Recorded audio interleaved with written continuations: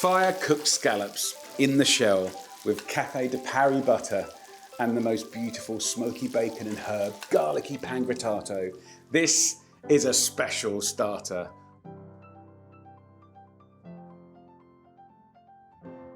Like, we get the most amazing live scallops that come fresh in pretty much every single day. We get them down from Scotland, and it comes from the most incredible cold, clean water.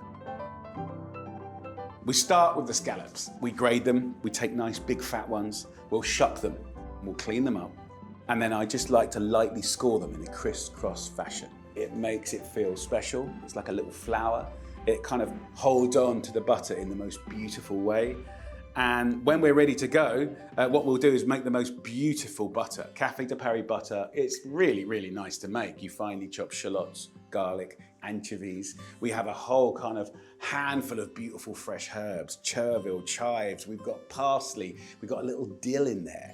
Then we spice it up with a really nice blend, like a house curry powder, just to give it that nice background flavor and a little bit of a thwack. Lemon zest, lemon juice, and a bit of mustard. And then you get this awesome butter. We'll take 3 of those big fat scallops. We'll lob it with that incredible butter, and we'll place them directly onto hot, cindering coals, glowing red. And that heat will permeate the shell, and the shell will cook the scallop. The butter will melt, it'll sizzle, it'll bubble, and it's the most beautiful, very visceral way to cook scallops. You have smoke, you have the cinders, and we don't want to overcook the scallop at all. It's quite a nice quick cook. And when it's ready, as it comes out, we'll give it a squeeze of lemon, and then we'll shake over a pan grattato. Now, pan grattato is a beautiful Italian kind of sprinkle, stale breadcrumbs that we fry with a little olive oil, garlic, some herbs, and this time some smoky bacon, pancetta. And it just gives it the most amazing flavor. We whiz it up like a dust, and we put that on top. And if you imagine the most beautiful, silky, elegant scallop, flavored with that gorgeous, herby, lemony, spiced butter, and then the crunch of smoky bacon and garlic. Oh. That, for me, is a really confident and beautiful, special starter.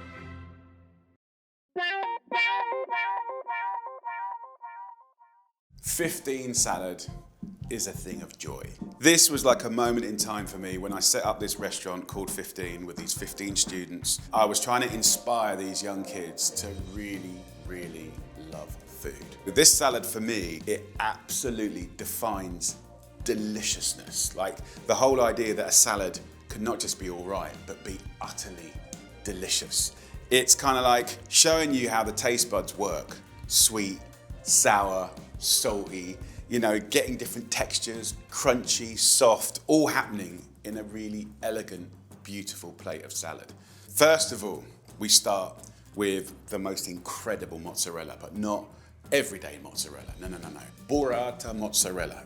And it's like the most incredible thing. The flavor, the sort of tang, the creaminess, the texture is unbelievable. And all I do is just take a little bit of salt and pepper, a little bit of sweet, not too hot, chili flakes, and a little bit of lemon zest. And then the final kind of part of the story really is introducing fruit. For me right now, it's all about blood orange, or particularly right now, it's clementine.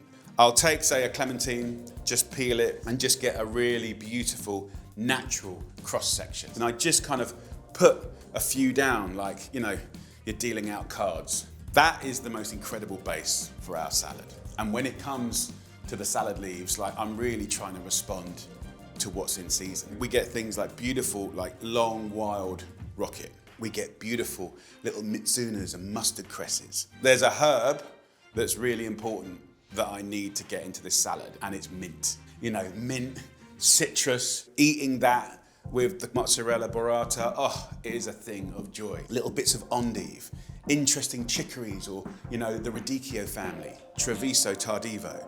They're peppery, they're feisty, they give a little kick. So you kind of balance that by making a dressing that really gets your taste buds going. So we're talking balsamic vinegar, we're talking lemon juice, maybe a little bit of blood orange or clementine, and cold pressed extra virgin olive oil. You know, whisking that with salt, pepper, until it comes together. And then I dress the salad leaves in that.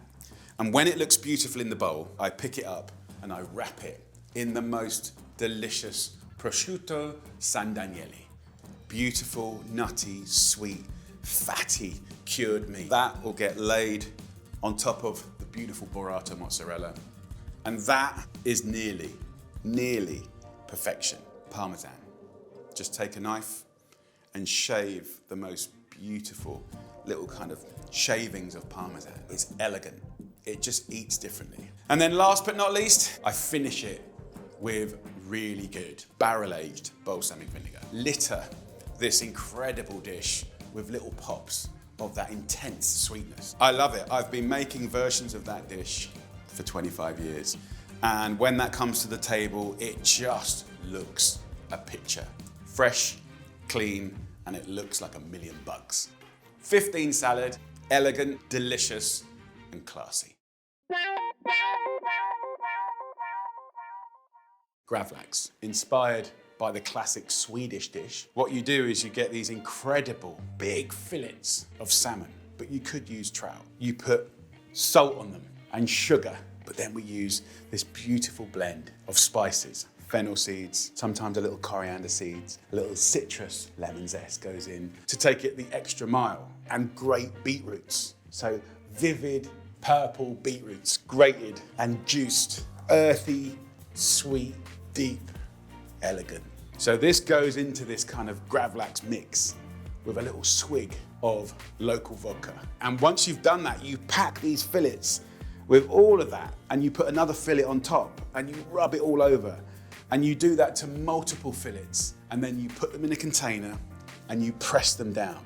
And then you leave it for like 24 to 36 hours, and it gives you this luminescent fillet, vivid purple. It's had all the residual moisture kind of drawn out. So once the salmon is cured, we remove the fillets and we wash the excess salt and beetroot away.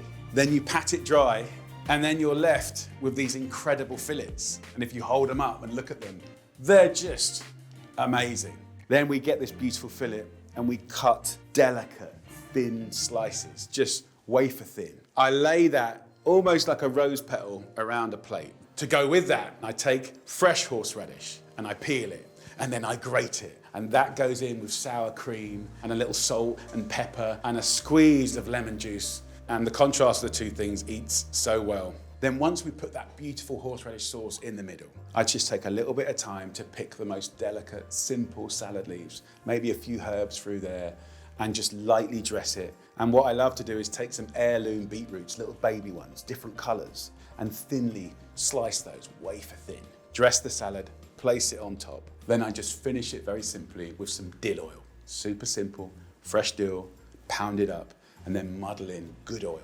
And then you let it separate, and you have this luminescent green oil that's fresh and fragrant. The contrast of a little bit of salad, you know, a little bit of that hot horseradish sauce with that elegant Gravlax, squeeze a lemon. It's a moment when you have the perfect mouthful. It's like a really beautiful, elegant expression of the food I cooked in my mum and dad's restaurant in the 80s. This, for me, is a signature dish. You've got to try it.